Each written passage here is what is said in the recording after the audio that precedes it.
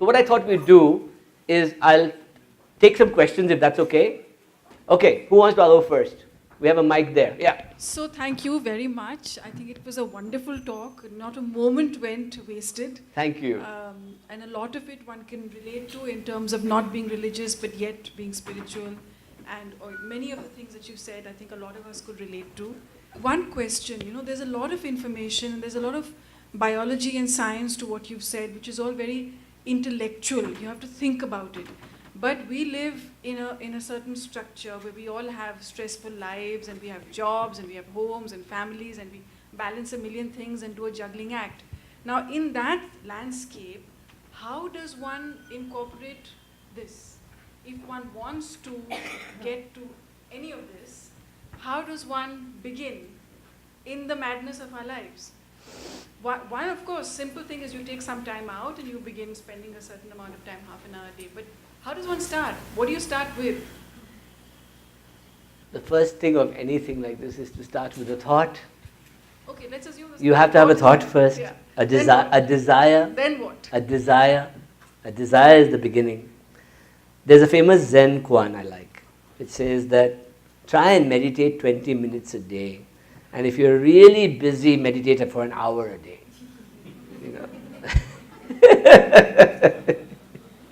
So the thing to remember is that we are animals who like feedback.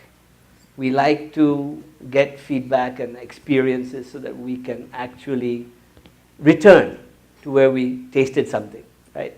If I meditate for 2 weeks and nothing happens and I'm looking at my watch and I'm counting, I'm not going to do it, right? I'm not going to do it.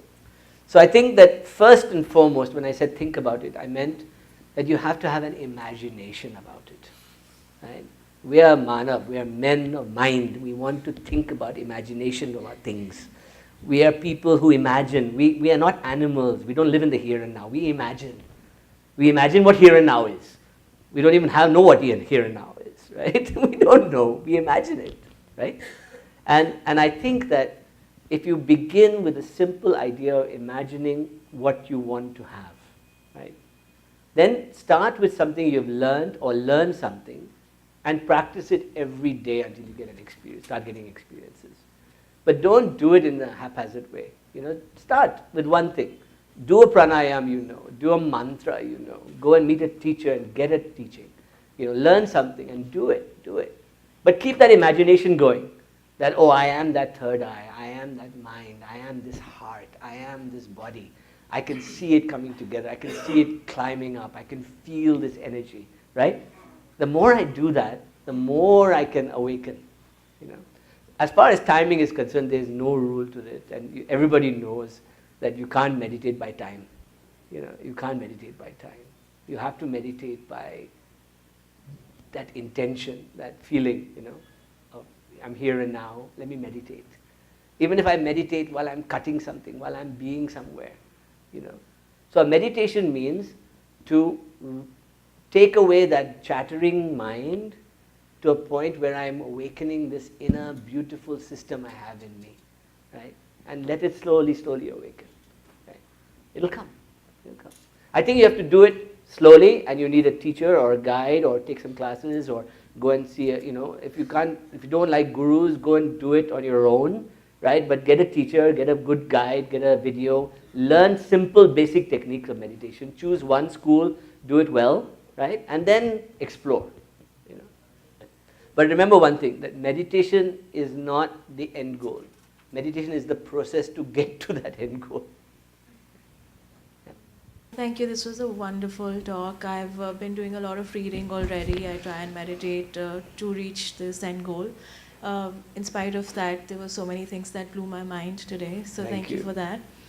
My question is that there are, like you said, several schools of thought about reaching this place of bliss. In Kundalini, it's about releasing your energy, whereas in Tantra, it's about, the union. So a lot of people have been talking about one is better than the other. So what I wanted to understand is that, of course, there are 5 different schools and there might be 100 different ways of reaching this, but what is it that, where does the dichotomy of all these thoughts come together? And is it different for each individual, or is it only different for for each school? And is there a utopian path? To me, it's been a voyage of discovery and exploration. You make mistakes. You do make mistakes. You will make mistakes. But I think that more importantly is let's think of the words of Krishnamurti. Right? Krishnamurti said that any teacher who teaches you a technique and says this is the way, right, is pointing at his own experience and saying this is the way I found, right? Now follow my path and you will get there, right? Now the problem with that, is it your path, right? And when do you ask the question? So he says, don't even go down any path. He says, ask the question, what is meditation? What am I doing, right? What is this body? What is this heart? What is the best state I can imagine of meditation? What is this blissful state going to feel like, going to look like? It's your questioning. Then if somebody comes along and says, oh, if you breathe with your little nostril like this and do this, and something will happen, then you kind of have a questioning mind, right? You have a questioning mind. Some experiments you will try, and you must try, because they'll draw you to them. And you have to decide what is to draw you, right? Don't be scared if Tantra itself has hundreds of schools, right? And like for example, there's Sri Vidya, there's Sexo-yogic Tantra, there's all kinds of Tantra, right? You've got to be careful, that finding a teacher that doesn't take advantage of you, if you go to a class and they say, okay, it's going to take 7 weeks of doing this before I let you into this, I don't know, if there's something, and you feel uncomfortable with that, walk away, don't buy into it, don't spend 10,000 rupees to sit in front row next to the guru, choose carefully, choose these things carefully. So I would suggest to you that knowledge and experience have to go hand in hand, right? You will make some mistakes on the experience, right? It's okay. But as long as you're rising upwards, the chances of you falling down and having a catastrophe are less, right? So you have to just choose carefully. Thank you. I would like to know a little bit about the role of mesencephalin in this process. Say it again. What's the word? Mesencephalin. The neuroanatomical term of, I would say, the midbrain, what they call in simple. Okay. So I would like to know a little bit about limbic, that. The limbic. Yeah. What's the role of that organ in this process? Can you elaborate on that? Thank you very much. The limbic region controls our emotions. And that means that most of the things you see wrong in your life or right in your life are a product of that region of the brain, right? The neocortex analyzes them, and the frontal lobe tells you instructions what to do, and the parietal lobe here interferes with telling the body what to do. So you have this whole system going on, right? And I think that what this type of meditation or this type of technique asks you to do is to lower the impact of those two higher brains completely and come back to your reptilian brain as the starting point to look upwards, right? So what we're trying to do is we're trying to reduce the activity of the neocortex first, right? Decreasing limbic also. That means when they talk about witness and observer, right? What they're asking you to do is to be limbic, control your limbic. Don't react. Don't express anger. Don't get emotionally attached, right? You're controlling that, right? So the more we are able to train the lizard, the reptilian in us, right? It's like a place we go back to and from where we start, right? And that reptilian is also responsible for us running, fleeing, reproducing. All that comes from the reptilian, right? Our animal instincts, right? So we're saying we want to control our animal instinct. We want to be at that threshold. We want to understand our emotion, and then we want to apply our brain to it with intention. So the Buddhists call it vipassana and samatha, right? Which is the idea of stilling the mind, calm down, and then with intention throwing that pebble in, right? So you want to learn how to still first before you can throw the pebble in. Does that make sense? A little bit? Yeah. in various images, the location of the third eye on the forehead has been shown at different places. It's not at just one place. And you meditate on the forehead while as the pineal is in the center of the head. You don't actually meditate on the forehead, but yes, carry on. Yeah, well no, you may tell us how to, whether you meditate inside or outside. When you look at, are you looking from inside out, or you are looking from where are you looking? This is one question. Good question, because Osho answered that very well. And also one thing, what is the relation of Bindu with the third eye? Bindu is the top crown Sahasrara, okay, really speaking, right? In Tantra, the Bindu is the top of the Sri Chakra, three-dimensional Sri Chakra is the Bindu, right there, right? What does Bindu mean? Bindu means the point Hrim and Shrim come and go, right, is Bindu. The place where expansion and dissolution occurs. Universe comes into being, universe goes out of being. That's the Bindu, right there.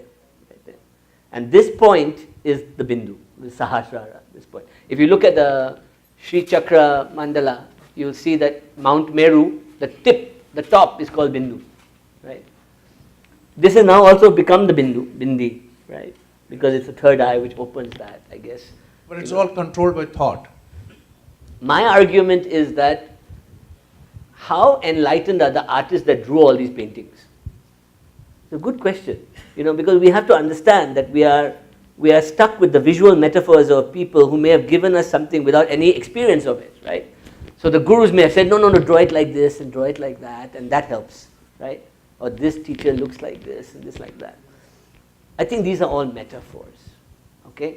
These are all metaphors. If you want to look for the third eye, it's not an eye.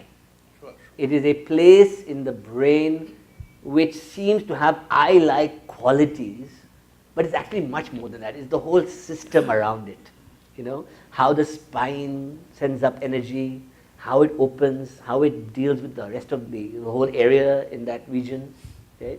The hippocampus, all of that, how it goes there. I think we're beginning to understand that more and more. And as I explore it more, I will come back to you with more ideas. Can we call it the consciousness? Okay, let us look at consciousness for a second, okay? Let's look at consciousness.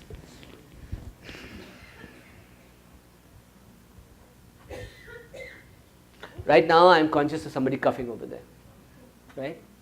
I'm conscious of your face right now, right? While I'm looking at your face, am I able to look at her face? Right? I can't, right? I can't. Now I've shifted my consciousness. Does that mean that you don't exist anymore? To you, you exist, right? But to me, maybe you don't exist anymore. Now maybe only me and her. There's no other universe. Everything gone, blurred out. Now you exist. Now you exist, right? So consciousness is actually scientifically proven to be one, like a film, one thought at a time. We can't think of multiple things. Yeah, it could be microseconds, but they're one at a time. Tuk, tuk, tuk, tuk, tuk. Now what stilling the neocortex does is it allows you to kind of evade space-time and say, I am the observer watching myself looking at her. Right? Yes? So what we're training to do is we're training to do that, which is that we first learn to observe ourselves being, and then we introduce an intention. This is what we try to do. Thank you very much. It was great knowledge shared today from you. I wanted to know about the pineal gland. You were talking about the calcification, which was beautifully shown. Now, in modern medicine, we hear and we also experience there are a lot of ways of decalcifying the heart, the bones, and the brain with meditation. Is there a way we can do it with medicine, decalcify the pineal gland? Yes. There are foods you can eat.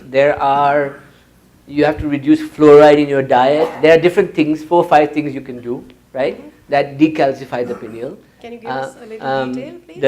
The yogic way is sometimes called the Jyoti mudra or a different mudra, where you hold your eyes and you breathe into your stomach while holding your eyes and you look up, and that close all your Yogananda taught it, Chinmoy taught it, a lot of yogis taught it, which is a way of just, I'll show you. And this is not the usual nadi, not that one. It is this one. Now, by looking up there, that begins the process of focusing your mind, right? And that starts to chip away at, it's a metaphor. You're cleaning it by looking, right? Sun gazing also does it, right? Early morning, first hour after sunrise, first hour before sunset. Don't do it any other time, right? Going outside, just looking at the sun for 10, 20 seconds, then close your eyes, do your mantra, do your prayer, whatever you want to do, right? That works, right?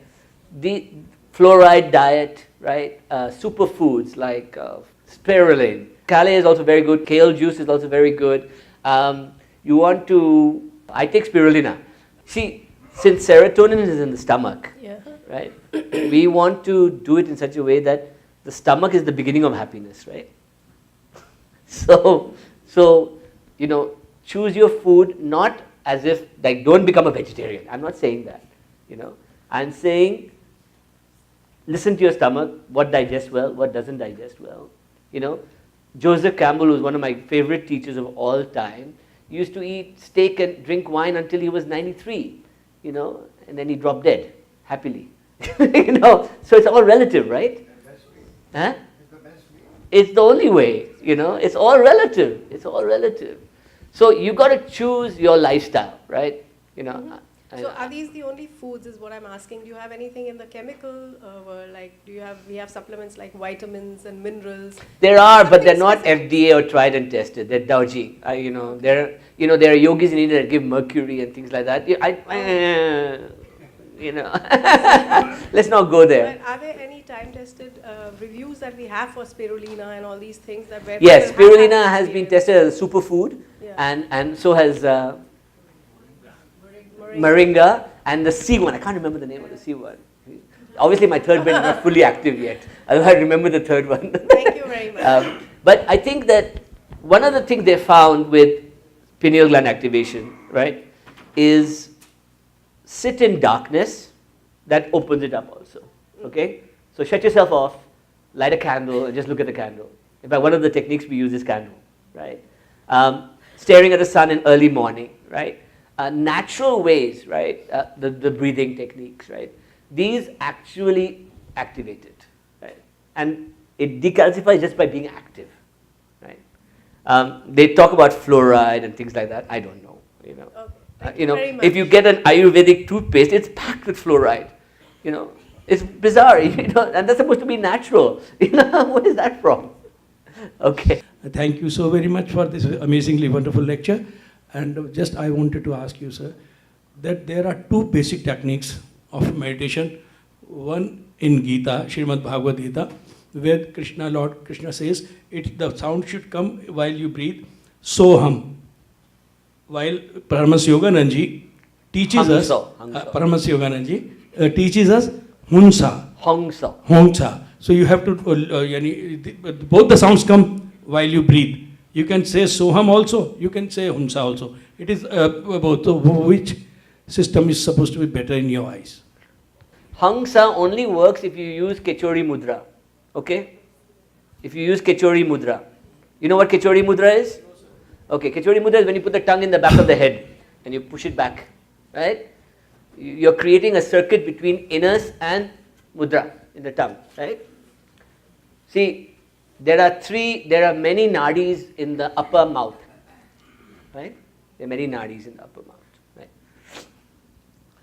Hangsa, right, becomes sahang later. It becomes sahang. Right? Soham becomes hamsa later. Right? Because hamsa is the swan upon which Brahma sits. Right? It separates milk from water. You become that being. Right? So both are the same. One is a breathing technique.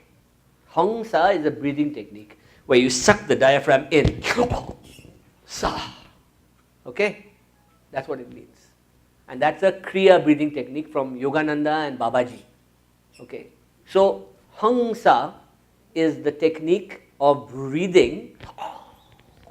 Sa. like that, right? And it actually creates a current from your Muladhar to your Soma Nadi, right? Just inside the tip of your mouth, Soma Nadi. Then you go back and you do Choudhury, which you push the tongue right back, and that is the real Kriya breath. You have to learn that. That's a beautiful breath. So that's the technical answer. Soham is supposed to be easier. Soham comes from the popularized with the yogic and Vedantic schools. Okay, less tantric, right? Soham is, actually it is both are Shreem and Reem in Tantra. So we say Aim, Shreem, Reem, right? These Shreem and Reem are So and Hum, all. So Hung Sa, right, is a pressured breathing of the diaphragm. Sa, like that. Okay. And I learned it from the Yogananda people. My God, it's hard at first. You start sweating, you get all kinds of things. And, it is again continuation of one of the last questions. S.S. Bhakdi, will you further elucidate about the evolution of consciousness? You did dwell on consciousness as such, but on the evolution of consciousness. And secondly, in your reckoning, do you think imagination is more important than knowledge? When you're talking about the evolution of consciousness, you're talking about the thinking of Sri Aurobindo, I believe. Is that correct? That is also part. Yes, but I think the Sri Aurobindo's belief was that we're at a state of consciousness where humanity as a whole could be at a tipping point, right? And you have Western teachers who also believe this and have carried that idea forward, Ken Wilber and others. And evolution of consciousness is a tough one because it is saying that are we as a collective species evolving psychically, right? From what I see with all the chaos around the world, there's no sign of that. It's difficult to see. We see conscious living increasing. So people are becoming more environmentally aware, people are becoming more meditating, people are doing more conscious business, people are trying to do conscious things, right? But if evolving consciousness is evolutionary consciousness is a psychic phenomena, right? That Aurobindo first put forward, Dushadan also talked about it. This is something I run a group called Evolving Consciousness on LinkedIn. We've got about 20,000 members, and it's a dialogue about mind. It's a dialogue about where the human mind is going. Come and join us. And for your second question, see, today I spoke about my research into knowledge, right? But if I didn't have the imagination to even have this desire, right, I wouldn't go there, right? I wouldn't be there. So imagination is the trigger that leads to I am a creative person. So for me, imagination drives the pursuit of knowledge. Yes. I think it's subjective, up to you. If you're an accountant, you will always approach it a different way. If you're a physicist, you'll approach it a different way. So 2 questions, if I may. Yeah. So you talked about tools to activate the pineal gland, and watching the rising sun was one of the ones you mentioned. Foods, nutrition.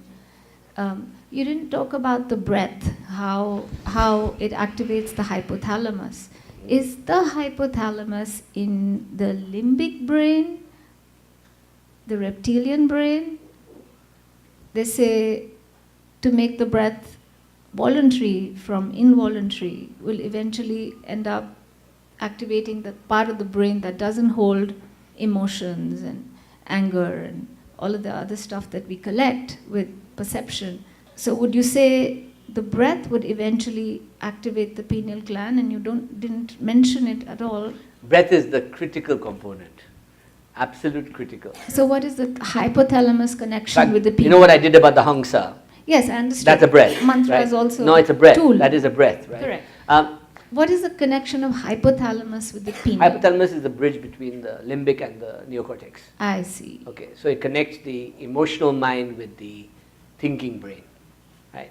So you want to get out of the cortex into the hypothalamus. Cortex, into the limbic, and then out of the limbic into watching. Right. That's what you need to do. Right. The hypothalamus is the entire region.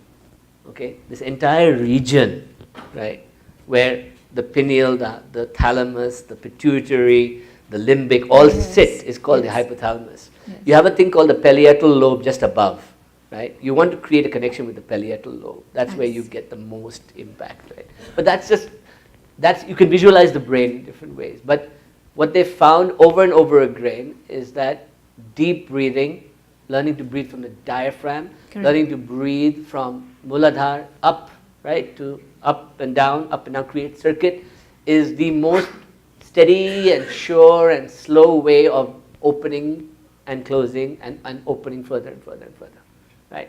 So breath is absolutely critical. So what's the connection of the vagus nerve with the hypothalamus, that nexus? I'm not sure. What is clear from science is the connection between the pineal and the sex organs, right? Very clear. But the relationship between the hypothalamus and the diaphragm, I'm not clear about. Okay. And I have not seen any research in that currently. When I look into it further, and we'll come back to it. Take my email and I'll come back to you. Yes. And the second question is about the Kailash Mansarovar and the connection between the latitudinal alignment of the longitudinal, with Sri Lanka. And what, according to you, your version of the legacy and the thought behind Mount Kailash? Graham Hancock wrote a book about 20 years ago called Fingerprints of the Gods, where he proposed the thesis that around 10,500 BC, there seems to have been, before the last ice age, advanced civilization on Earth that was connected through energy places, right?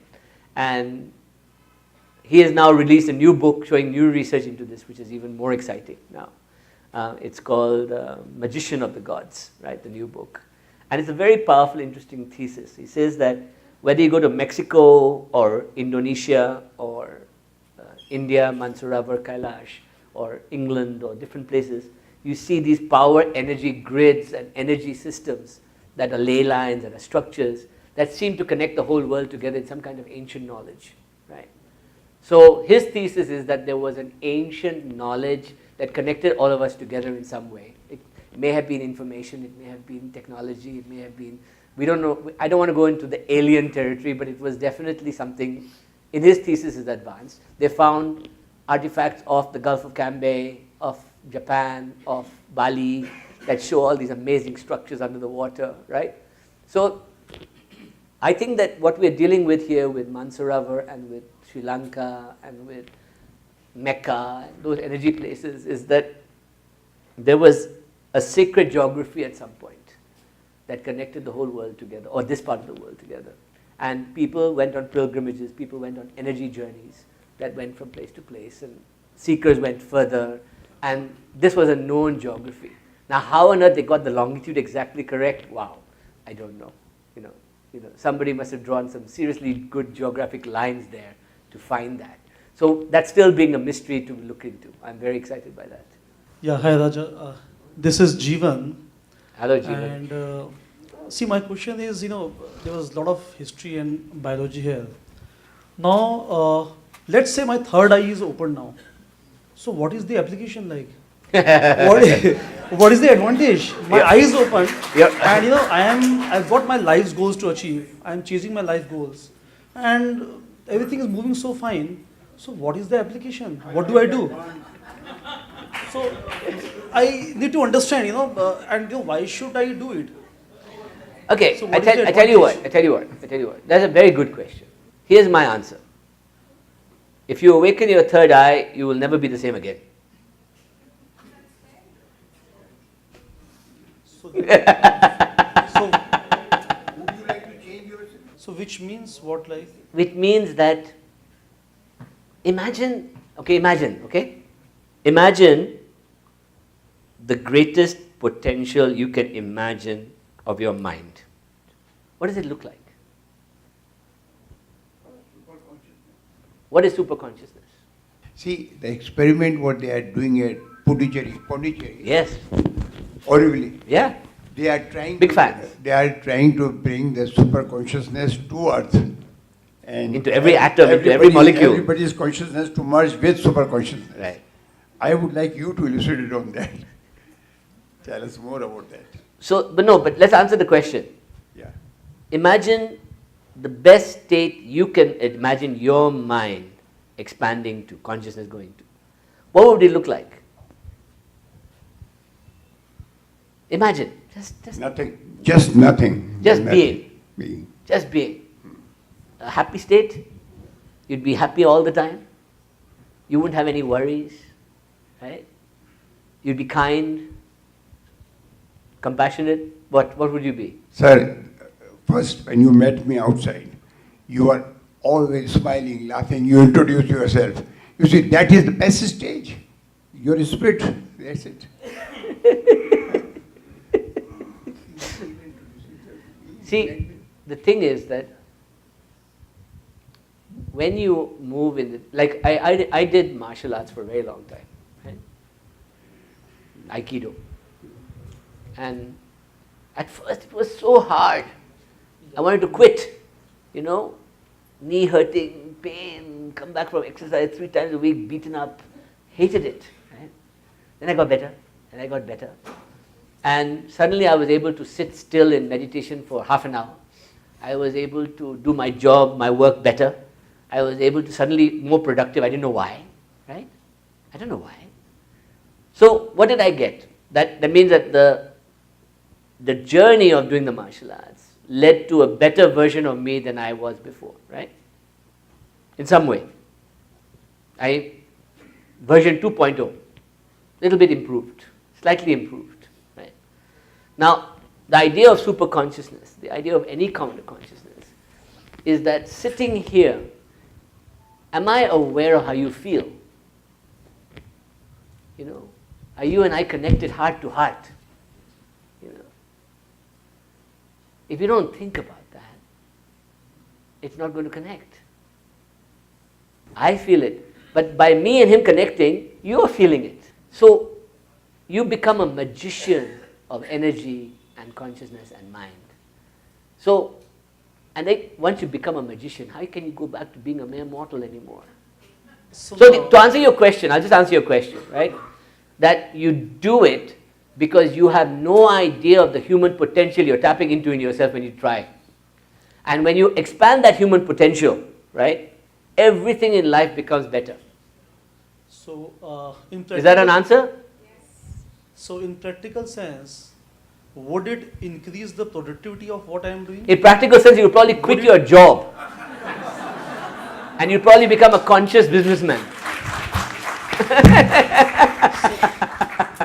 Okay, perfect. You say, I don't want to be a coach anymore. I want to do conscious agriculture. I'm off. Right? Hello. What's your name? I'm Vasundhara. Okay. I've been practicing heart meditation for a couple of Heart years. meditation. Tell us what that is. Tell us about it. It's about feeling the heart, being in love with everything. It's not that I've perfected it. I'm on my journey, very initial journey. Is this from like a Buddhist idea of the Heart Sutra and that, or? It's Padmajaya by the Guru. Yeah. So I did it in Indonesia.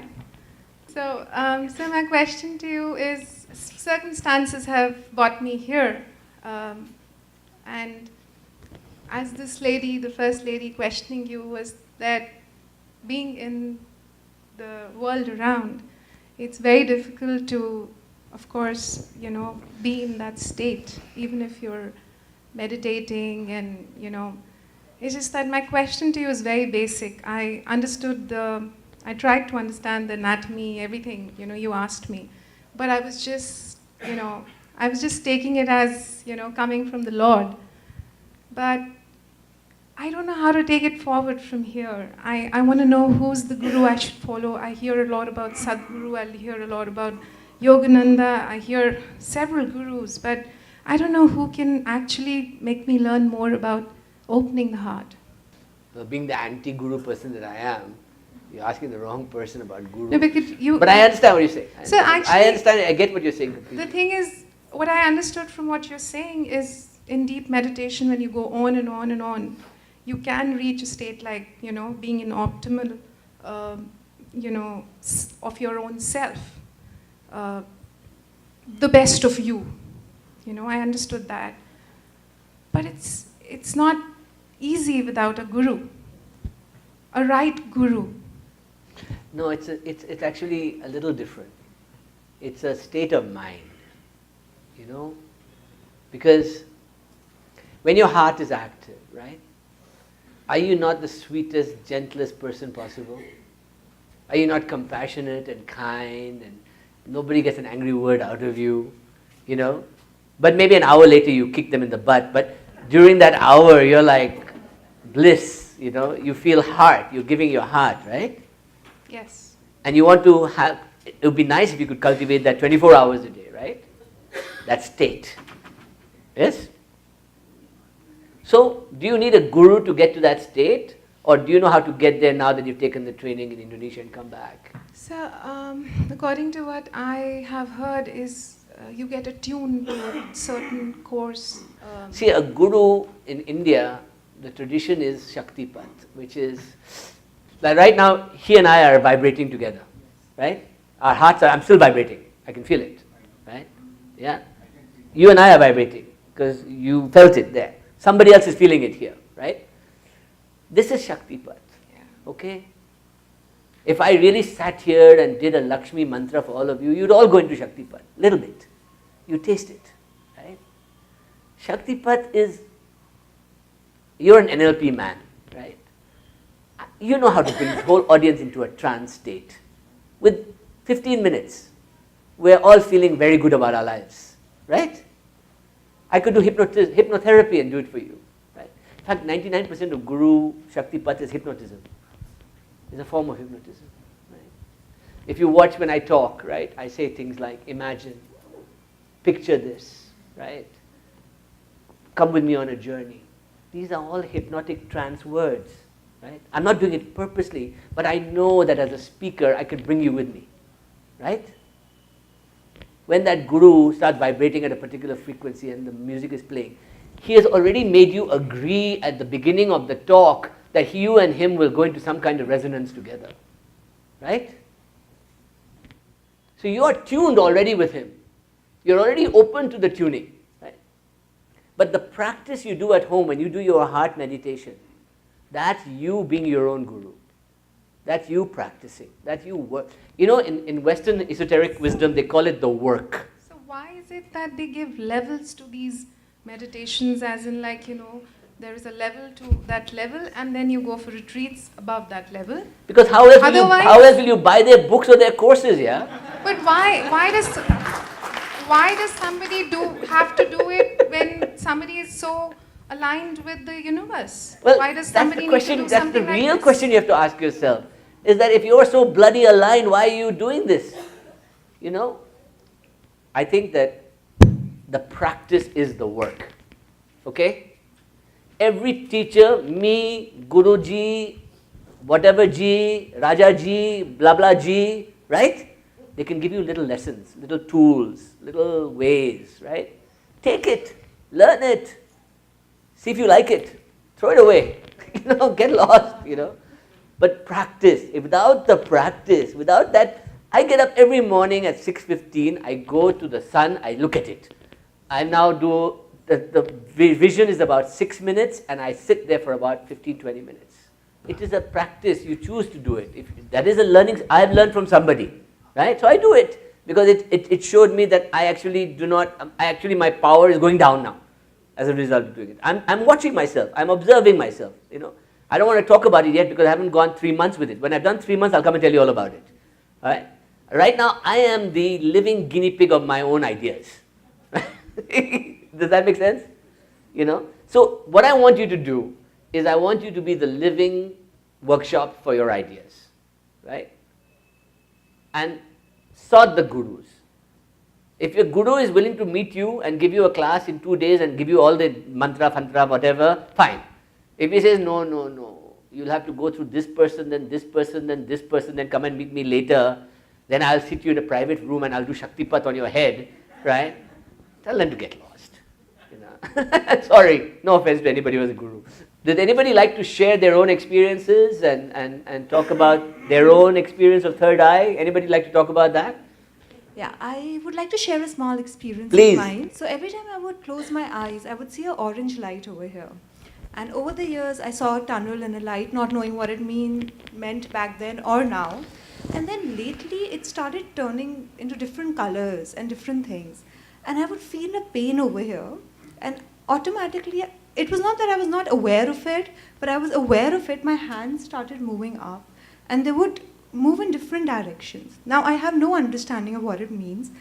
And I don't trust people easily. So to find a right guru and to be able to tell him what I'm feeling is not something which will come very comfortable to me, very easily to me.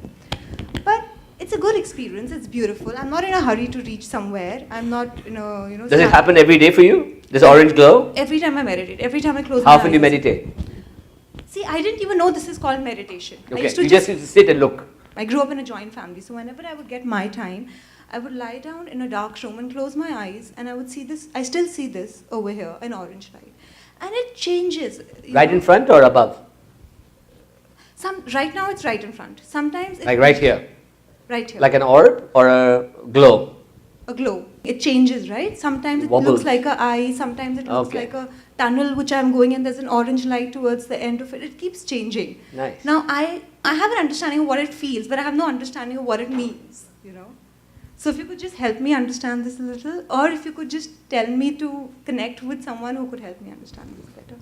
Traditionally, the color of the agya, the third eye, is indigo. Okay? It's indigo, right? No, hang on. Sorry, go on. Say it. I see that, that kind of light when I was doing my gymming and all. After strenuous workout, I see that light, pink, then indigo, and like dancing in front of me. See? So what is that? Okay, there are two ways to look at it. One is that, can I generate it with intention? Right? So I'm sitting here, I close my eyes, I lift my mind up, and it comes for me. Right? The thing to remember is that what I do is I use a candle. Right? Because I want to focus my mind so that it stops wavering. Right? And if you stare at a candle, Ramana Maharishi taught this, and others have taught this also. If you stare at a candle, right, which is orange by the way, you stare at it, and then you close your eyes and you see the orange flame in your head, right, in your head. And you watch it, right, just with your eyes closed. You see it, watch it. 30 seconds you watch, close your eyes, look. You will be able to start after, within a few times, you'll be able to watch it and move it. Okay? And you see a small flame in your own head, right, which is orange with a glow. Right? When you do that, right, you will watch yourself, it'll either drift down to your heart or it'll up to your head. Okay? You want it to go either way, it's fine. Because right in front of you is not where you want to move it up or down. You want to see if you can move it, right? Can I move it into my spine? Can I move it into my heart? But why do you want to? I'll tell you why. Because if this is Kundalini awakening, right, that means one of your chakras is active while the rest are not. Okay. Now, here's how it happens to some people. Some people will suddenly find themselves exploding in the heart, right? They have no idea. Who has felt heart explosions? You felt it? Where it's just like electrical ripples coming out of your heart, right? If you listen to the sound of that, the yogic word is madhyama, right? Have you heard of madhyama? You've heard of madhyama? Okay. It also means that sometimes the lower chakras are not balanced, okay? Because if you have a sudden moment, that means that it's not equally balanced. Like I've had huge madhyama and huge head. Right? Huge, right? But I'd fall ill, I would have stomach problems, I would go, work problems, emotional sometimes problems, right? So I had to start working on my lower parts, right? And that helped a lot, right? That was by doing simple things like hatha yoga or qigong or physical exercise or playing tennis. It actually gets you down to your earth, right? So balancing is a very critical thing. But regarding permanently seeing an orange glow, I don't want to tell you to go get medical help because you might want to do that, right? because that you should get it checked out, because it could be a form of glaucoma and stuff like that. I hope so. But I think we need to check this out, and I will, we'll talk to some people. See, I've spent about 22 years doing this haphazardly at first, and then actively, and then seriously, right? And I have two issues. I don't necessarily believe in God, right? And I'm sorry, don't get me wrong when I say this. I don't believe in a God, this kind of Ishta Devata who's going to come and save my ass, excuse my language, right? I don't know about that, right? I do know that I have seen my own mental neural capacities expand, right? And I've enjoyed that, right? And I've learned from great teachers, and I've learned from different schools. So what I've done is that where we did a session on awakening the third eye comfortably, slowly, easily, right? Using breath, using heat, using geometry, body, coming up, rising, and then how to hold it, right? And then using it again and again, and sound, right?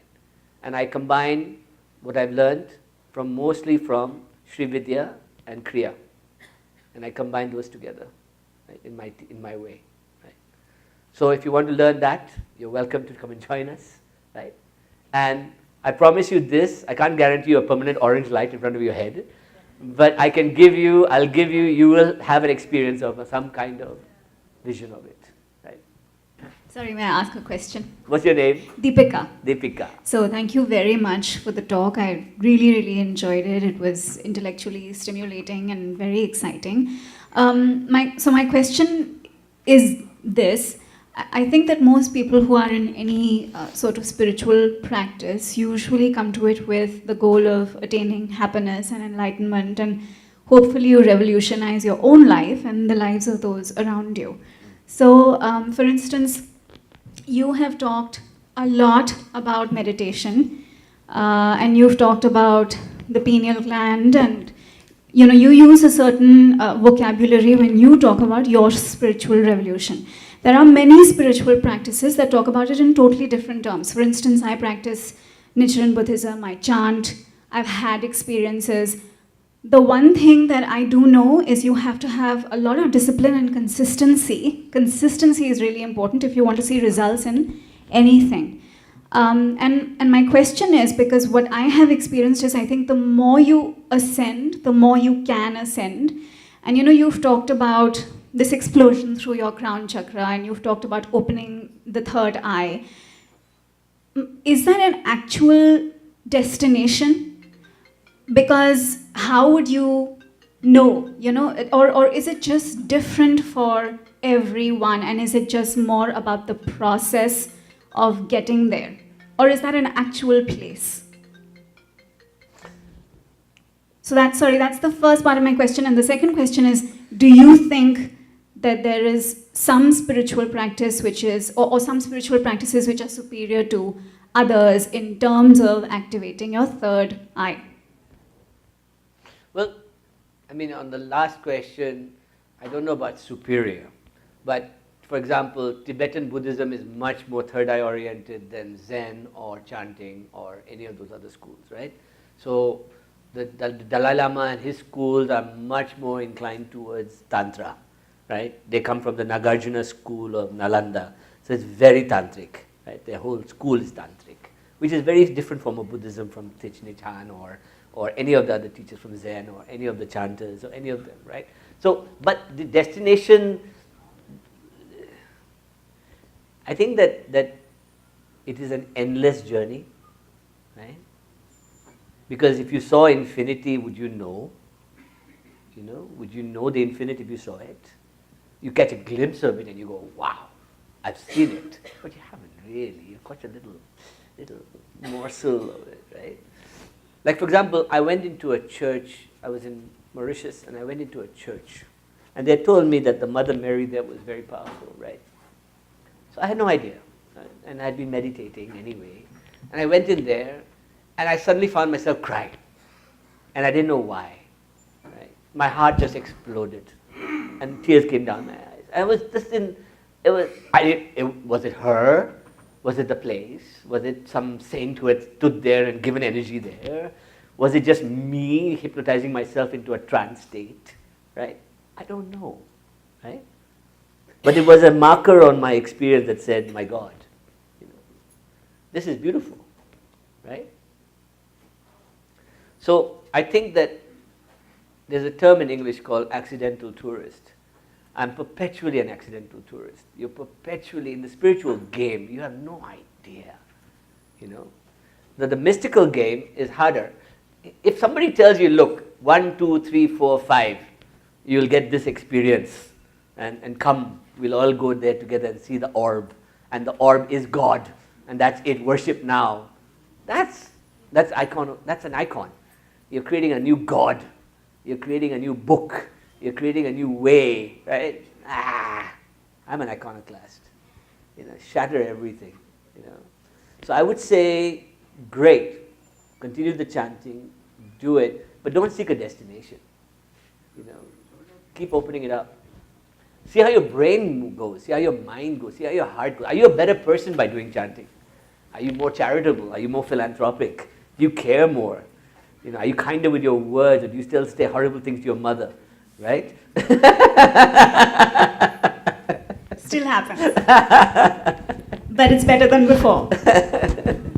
But I don't see any orange lights or indigo colors or visions or anything like that. Yeah, that could be a thyroid problem. No, I'm joking. But seriously, I think that colors are indications of active chakras, okay? So whatever color you're seeing, it's a chakra, part of your system is telling you something, right?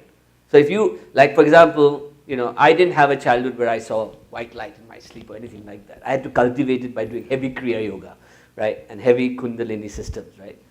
I'm a product of experimentation rather than gifts of God, right? And today I can see lights, I can see colors, I can see different things, right? But when I'm ill, a different color will come. When my stomach is upset, a different color comes. So it tells you.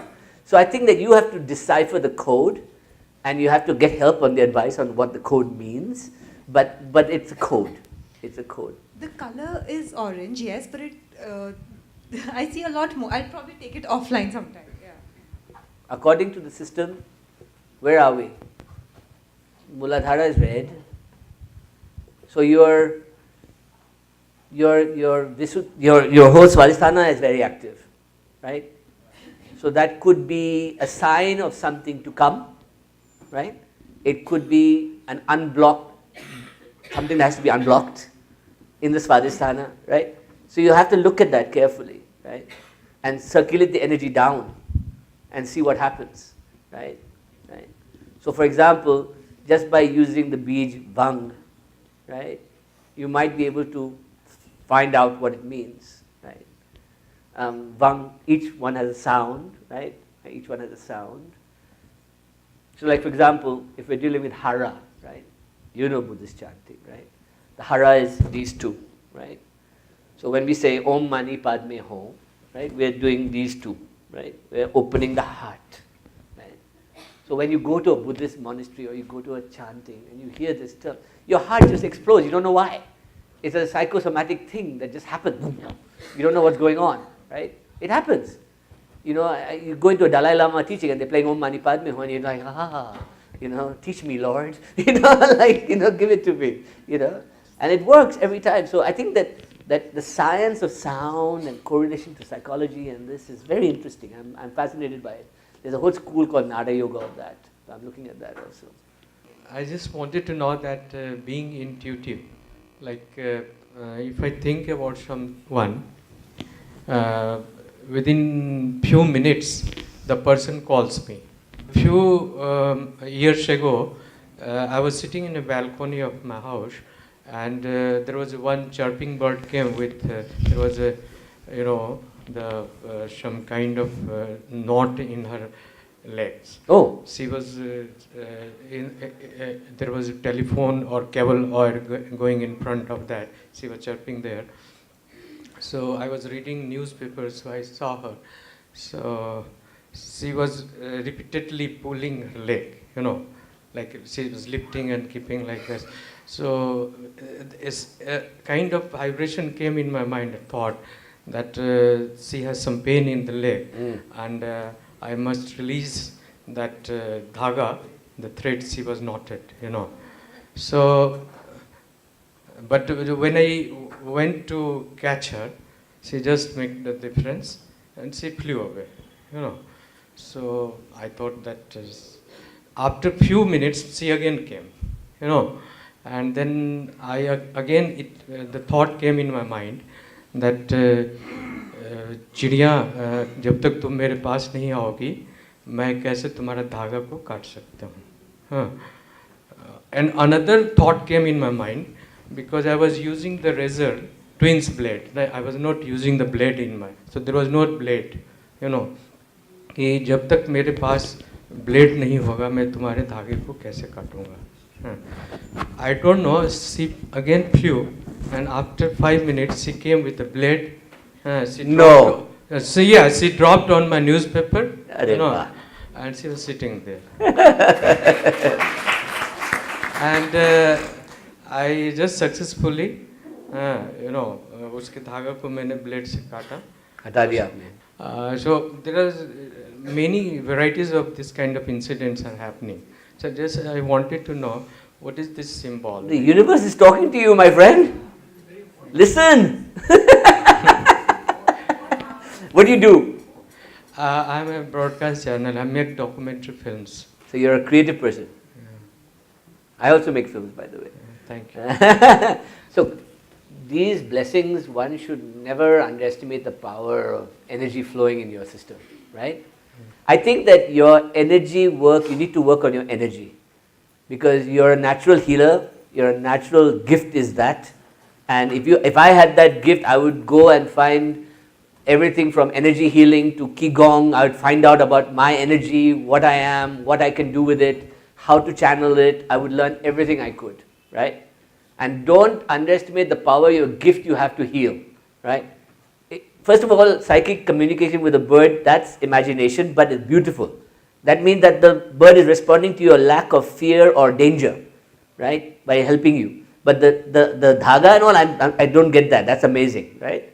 But if you've got this energy and do good in the world, go, you know. Look, I think that there is more to this universe than any of us can ever explore in our whole lives, right? And whether you go through to science, or whether you go through spirituality, or whether you go through both, or whether you go through psychology, or whether you go through doing good in the world, or whatever, right? You've got to figure out your own journey on this, right? And all people can do is help you with your own journey. It is your own journey, right? This is what I keep saying over and over again. No guru is going to save you. You're going to do it yourself. That's the only way. That's the only way. But learn. Suck up everything you can from everybody you can. Grab that woman and learn everything you can. You know, download.